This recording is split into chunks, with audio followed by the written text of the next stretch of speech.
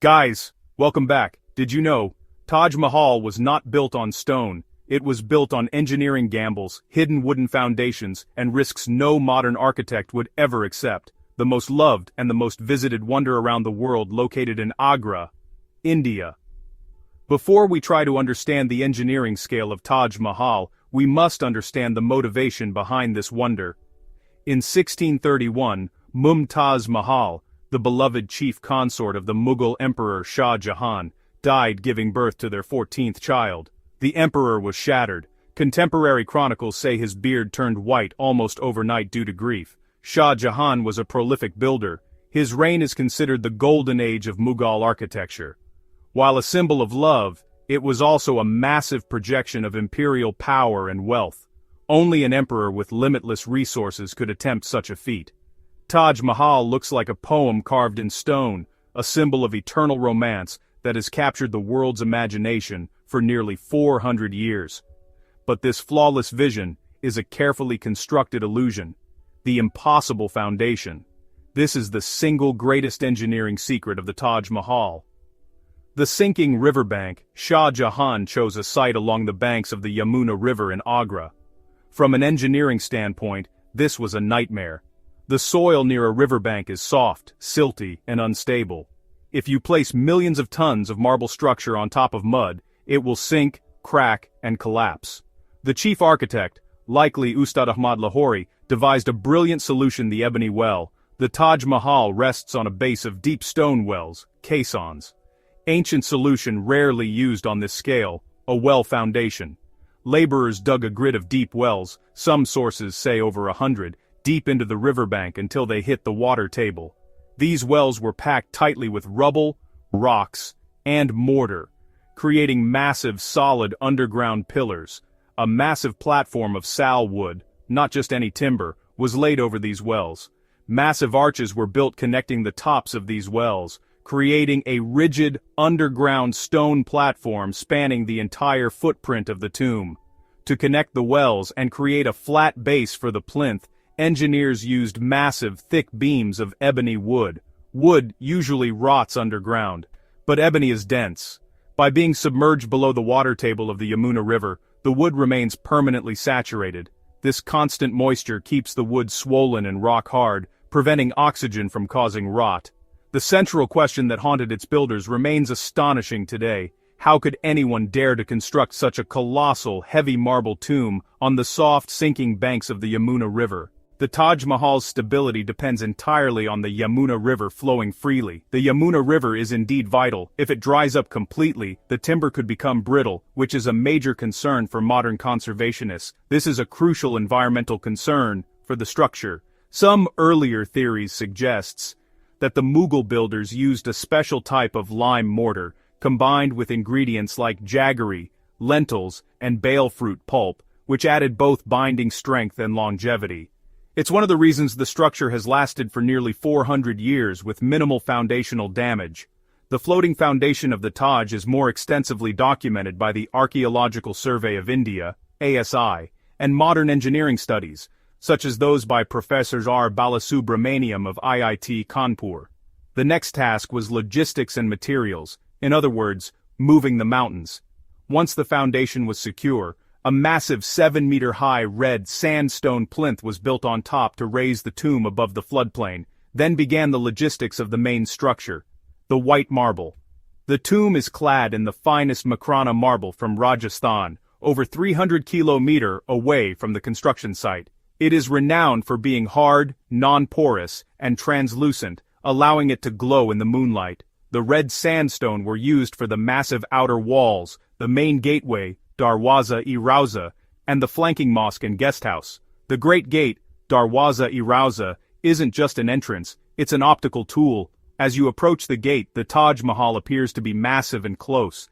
The ancient architects designed the framing of the arch, so that the Taj Mahal capture the entire view initially. As you walk in, it slowly feels smaller. This makes you feel humble and calm inside. But as you walk through the gate toward it, the monument seems to shrink. The precious stones, the inlay work, pietra dura, required 28 types of rare and semi-precious stones sourced globally. Jade and crystal from brought in China, turquoise from Tibet, lapis lazuli from Afghanistan, sapphire from Sri Lanka, and carnelian from Arabia. Given the distance of these places from the construction site, it was a milestone. Transport was the next big hurdle.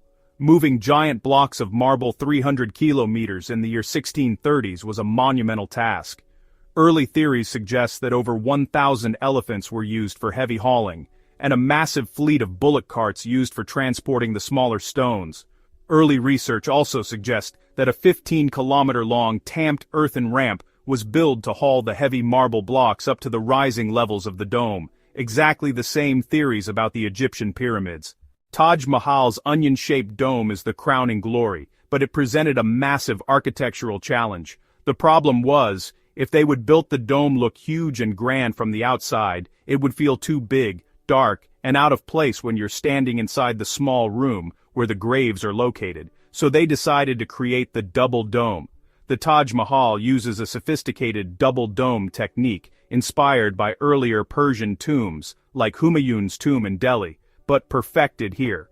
So, while someone is inside the mausoleum looking up, they will see the inner ceiling, a smaller, proportionately scaled dome that fits the human scale of the room, a perfect solution. Above that inner ceiling is a large hollow void. The massive bulbous outer shell is built far above the inner dome. It exists purely for external visual grandeur. This double shell system reduces weight. The massive height of the outer dome is topped by a heavy brass finial, originally gold, which acts as capstone weight, keeping the entire structure under compression. The perfection of the Taj Mahal is an engineered illusion. The leaning minarets, the 4 majestic minarets at the corners of the plinth frame the tomb. The 4 minarets lean outward by roughly 1.5 to 2 degrees. Your 3.5 brighter might be a slight overestimation, but the principle is correct. If these minarets are measured precisely, they are not perfectly vertical. This is a documented design choice. From a distance, it also corrects an optical illusion, the opposed tilt, that would make the towers appear to be leaning inward. Source: confirmed by the UNESCO World Heritage documentation and the seismic studies led by Professor R. Balasubramaniam. This was intentional. In the event of a massive earthquake, the towers were designed to fall outward, away from the precious central mausoleum, rather than crashing inward and destroying it. The structure is covered in verses from the Quran inlaid in black onyx. If the letters were all the same size, the ones at the top of the high arches would look tiny due to perspective. The artisans subtly increased the size of the letters as they went higher up the wall. From the vantage point of a person standing on the ground, the script looks perfectly uniform. The entire complex is bilateral symmetry along a central axis running from the gate to the tomb. In order to maintain this symmetry, they built a beautiful red sandstone mosque on the west side of the tomb. To balance it on the east side, they built an identical building, a jawab, answer, which served as a guest house. It was built purely so the view wouldn't be lopsided.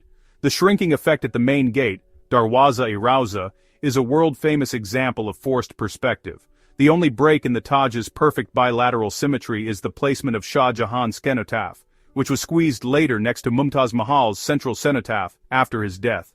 Ebba Koch, the preeminent authority on the Taj, in her book, The Complete Taj Mahal, confirms these points and explains the golden ratio application in Mughal architecture timeline, labor and cost. The construction of Taj Mahal started in 1632 AD. The main mausoleum was completed around 1643 AD. It took between 10 to 12 years, and the entire complex was completed in 1653 AD. Some early theories suggests it took between 21 to 23 years. According to historians, an enormous workforce was mobilized for the project, with approximately 20,000 skilled artisans brought together to construct the Taj Mahal. This included specialized dome builders from the Ottoman Empire, inlay artists from Persia, and stone cutters from Baluchistan. It was a united nations of skilled medieval labor. The estimated cost at the time was around 32 million rupees. It is incredibly difficult to translate this to modern currency, but estimates range from 800 million USD to well over $1 billion USD today. The Taj Mahal stands today as a sublime vision, but this serene beauty is a magnificent paradox. It is an illusion of effortless perfection resting on a foundation of brutal effort, risks, and ingenious solutions. They did not have computer models to create and recreate. They worked with empirical knowledge passed down through generations, and with an unshakable confidence. The inspiration of Taj Mahal does not come from its perfect form, but from the knowledge of the immense challenges overcome to achieve it. Today, as we gaze upon its floating dome and shimmering reflection, we should remember the hidden world beneath. The Taj Mahal is not a monument to love alone. It is a monument to human courage, built on unstable ground, engineered with daring solutions, and perfected through illusion. If you think this was easy, you haven't decoded it yet. The Taj Mahal's true legacy is twofold. It is the world's most beautiful tomb and a great wonder. The Taj Mahal is not just a pretty building, it is a structure fighting gravity on top of a swamp, relying on submerged wood to keep standing, using optical illusions to trick the eye, and designed to sacrifice its own outer towers to save the center during an earthquake. It is the ultimate triumph of Mughal engineering over brute nature. Taj Mahal, a masterpiece forever balanced on the fine edge between timeless beauty and catastrophic failure. Thanks for watching. If you enjoyed uncovering its secrets, don't forget to like, subscribe, and hit the bell so you don't miss the next deep dive as we decode the next wonder of the world. See you there.